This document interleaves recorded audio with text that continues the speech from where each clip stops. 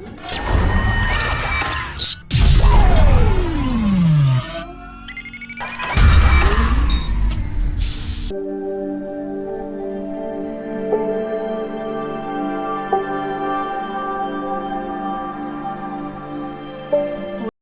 عليكم ورحمة الله وبركاته. اللهم صل وسلم وبارك على سيدنا محمد وعلى آله وصحبه أجمعين وسلم تسليما كثيرا إلى يوم الدين. ازيكم حبايبي، عاملين ايه؟ يا رب تكونوا بخير. فضلا وليس امرا، اللي مش مشترك عندي يشترك، يلا بسرعة ينورني ويشرفني بالاشتراك بتاعه. ومستنيه منكم كومنت جميل على بعد ما اخلص الفيديو بتاعت، حط كومنت كده وان شاء الله باذن الله اتواصل مع حضرتك واخش عندك ان شاء الله وارد الكومنت وارد عليك واسلم عليك واجي بيتك واعمل كل المفروض يتعمل ان شاء الله. ازيكم يا حبايبي، عاملين ايه النهارده؟ كده الاول نصلي على النبي كده، اللهم صل وسلم وبارك على سيدنا محمد صلى الله عليه وسلم. قصة النهاردة يعني غريبة شوية، مش قصة، هي جريمة غريبة شوية من نوعها بصراحة، يعني جريمة جامدة جدا، يعني فظيعة. ما يعني أنا والله العظيم ترددت قبل ما أتكلم فيها، بس هتكلم فيها من بشاعة قصتها، يعني عشان ناخد عبرة كده وعظة، ونقول للناس ان عذاب ربنا، وخصوصا اللي هو العاق لوالديه، ده العاق مش اللي بيعمل جريمة، لا ده العاق لوالديه بيتعذب ربنا، يعني بيديله عقاب مرتين، مرة في الدنيا ومرة في الآخرة. ده العاق لوالديه. طب امال اللي يقتل بقى؟ تعالوا بينا نشوف القصة فيها ايه النهاردة. قصة النهاردة واحد اسمه الشحات وليه اخ اسمه خليفة. تمام. الشحات وخليفة ليه أخين، ليهم 7 اخوات بنات، 7 اخوات بنات، وهم كل أبوهم متوفي وأمهم عايشة، وكل اللي تملكه من الدنيا البيت اللي هي عايشة فيه، هي والشحات اللي هو الولد اللي هو اللي لسه ما اتجوزش، مع انه هو كبير يعني عنده أكتر من 50 سنة. الولد اللي لسه ما اتجوزش عايش مع أمه عندها كام سنة؟ عندها 88 سنة، عندها 8، شوف قد ايه، 88 سنة. تمام. فهو كان رأيه المتواضع بتاع سيادته ان هو الفدان ده انا اقسمه انا واخويا، ومش مهم البنات ايه، دول متجوزين الخمسة 7 بنات، من كل واحدة متجوزة وببيتها، وانا بقى اخد الفدان ده اقسمه انا واخويا، وانا اللي شغال فيه وانا اللي شقيان فيه وانا. طب اشمعنى واخواتك لا؟ ليه؟ ما كل واحدة متجوزة وقاعدة ببيتها، ليه؟ يعني انا عايز افهم، ده ورث ربنا محلله، وهو ده وشرع ربنا، قانون ربنا في الارض، الورث وللذكر مثل حظ الايه الانثيين. يعني ما قالش الست البنت ما تتجوز ما تاخدش، لا. يعني انت بقى ايه؟ طبعا هو ده كان ايه، دايما في نقار كده وايه ومشاجرات مع امه، انه ايه عايز ياخد الفدان الارض ده، نصه ليه ونص لاخوه اللي هو اسمه خليفة. تمام.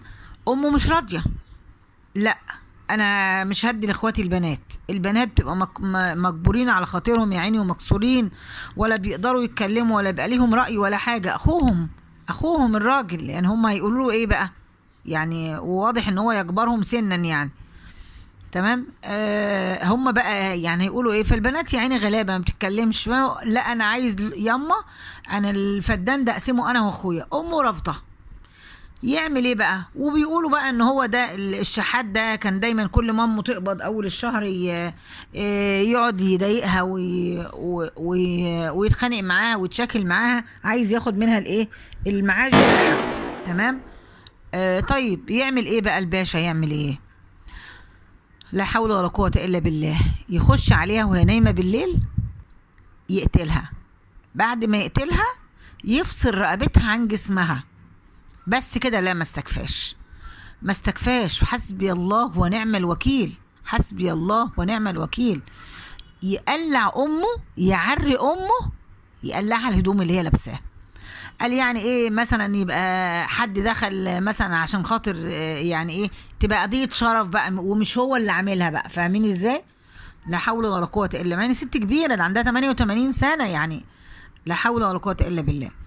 المهم قلعها هدومها وفصل رقبتها عن راسها، يعني عن جسمها، وقام حاطط جسمها في مكان في حاجه اسمها زي الشوال كده، بس بيسموها هناك في دمنهور. القصه دي على فكره، الحادثه دي في دمنهور على فكره، الحادثه دي في دمنهور. تمام. حط جسم امه العريان في حاجه اسمها الغبيط، هي زي الشوال كده، غبيط في دمنهور، هو ساكن في دمنهور. حطها في غبيط وراح رماها في ترعه، بس مش في دمنهور بقى، في حته بعيده شويه اسمها الرحمنيه، يعني بعد دمنهور بشويه، تبعد عن دمنهور مثلا بتاع مثلا ربع ساعه كده او نص ساعه ماشي. خد بعد ما عمل كده، خد هو بقى ده عشان مثل الجريمه بقى، خد ده ما قرش على طول، لا ده قعدوا يدوروا على استنوا خليني معاك كده في القصه عشان ما سبقش الاحداث. حط الجثه بتاعت امه في غبيط اللي هو زي شوال كده، وعلى العربيه كره، وفضل ماشي على الجسر كده لغايه ما راح ترعه بعيد عن الترعه بتاعت دمنهور، راح يمة الرحمنيه بعيد شويه، ورمى امه في الغبيط ده عريانه.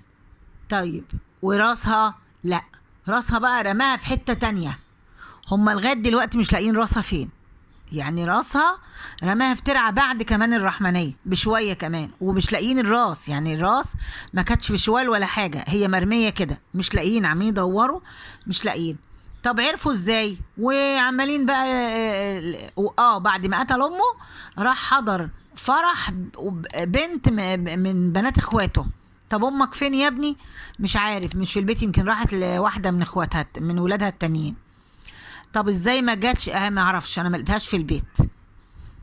طب تاني يوم امكم مش موجوده، عندك يا فلان، عندك يا فلان، لا يا علان، لا. طلعوا بداوا يمشوا في الشارع ويسالوا ويروحوا الشرطه ويبلغوا، والباشا اللي هو اسمه الشحات ده ماشي معاهم، بيدور معاهم على امه اللي فصل هو راسها عن جسمها، وعرى جسم امه، عرى شرفه، عرى عرضه، عشان خاطر الفلوس، عشان فدان. ولا حول ولا قوة الا بالله. تمام. طب عرفوا قعدوا شهرين مش لاقيين الست دي راحت فين، جت منين، مش لاقيين. طيب ايه اللي عرفهم بقى؟ ايه اللي عرفهم ان الست دي فين؟ واحد كان بيروي الارض بتاعته، واحد عنده ارض بنجر بيرويها، بيرويها من الترعه فيها زي ورق بقى ومخلفات وكده، فجايب الكراكه بتفحر، تمام، وتروق الميه ده عشان الميه تطلع رايقه، ويشيلوا بقى اللي هي القمامه بقى اللي وقع على وش الترعه دي ويسقوا الارض. فالكراكه لما جم بتشيل الحاجات والمخلفات اللي على وش الترعه، بتنزل بقى في الارض بتكرك كده الارض، بتجرف الارض يعني. تمام. الشوال ده طلع، الراجل برضو ما يعرفش، هو هزبله طالعه وخلاص على شط الترعه وخلاص على كده. بعد ما هو في ارضه بعيد بيرمي عينه كده بعيد كده، لقى كلاب ملمومه عماله تنهش في الزباله محطوط دي بطريقه مش طبيعيه. قرب وجاي يبص لقى واحده في الغبيط ده، ومن غير هدوم ومن غير راس، والعياذ بالله. لا حول ولا قوه الا بالله العلي العظيم. لا حول ولا قوه الا بالله العلي العظيم. طبعا الشرطه اتلمت وجم وحققوا الاخوات ومش الاخوات وي. تمام. طب فين راس الست؟ لغايه دلوقتي مش لاقيين راس الست. قعدوا يدوروا على الست دي قد ايه؟ شهرين، اكتر من 45 يوم، ولغايه ما احنا معاكم اهو ما لقيوش راس الست لغايه دلوقتي، مش لاقيينها. عشان ايه؟ عشان فدان ارض، عشان بس ما يديش للبنات حقهم، وعشان امه رافضه تغضب ربنا سبحانه وتعالى، عايزه تنفذ شرع الله. وبيقولوا ان الام دي كانت كويسه جدا وبتخدم ناس كتير، وكانت بتعمل خير كتير، وطوب الارض بيشكر في امه. واخوه بيقول لو طلته انا هقطعه بايدي، هذبحه بايدي. اخوه يقول امي كانت طيبه، اشتغلت بالنفر في الاراضي الزراعيه عشان تعمل لنا بيت، وعشان تجيب لنا الفدان اللي هو حيلتنا دوت، وجوزت اخواتي البنات وي ما تستاهلش كده، والله ما كانت تستاهل كده. المذيع بيقول له طب وهو يعني يعني شال هدومها ليه؟ يعني عراها ليه؟ ما كان موتها وهي مستوره برضه، مش عارف. والراجل اللي يعني اخوه مش قادر يجاوب، مش قادر. لا حول ولا قوه الا بالله، لا حول ولا قوه الا بالله. طب هنفضل لغايه امتى كده كل يوم جرايم ومشاكل عشان الفلوس؟ هتفيد بايه في الفلوس؟ هو الكفن ليه جيوب؟ والله العظيم الكفن ماليه جيوب.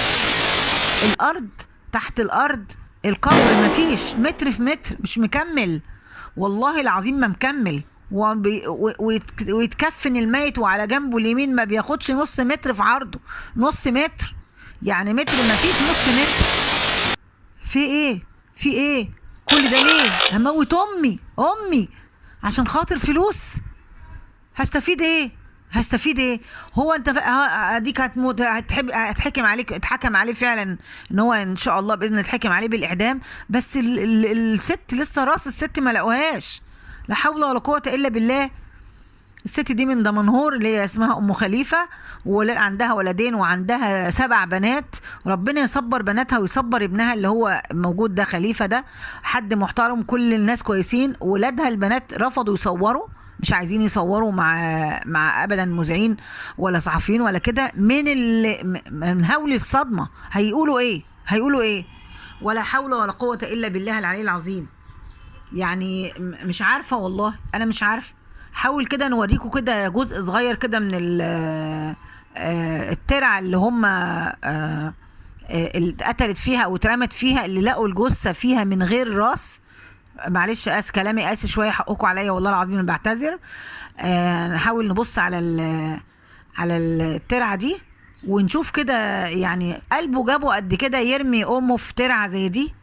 وقلب جابه وايه وفاصل راسها من جسمها، مش من عند الزور كده مثلا، لا، راسها من تحت من يمة الجسم. يعني بصوا، هي الظاهر الست كانت نايمه وهو مش طايلها كويس، فايه جز رقبتها بمنجل. عارفين انتوا المنجل اللي هو بيحش الحشيش من الجدر.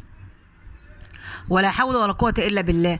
هنسمع كده هنشوف كده مع بعض جزء من الترعه دي، تمام؟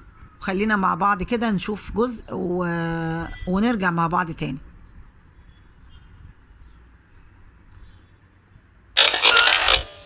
استفاد بقى ايه؟ هو استفاد ايه لما امه اترمت استفاد ايه لما امه ماتت؟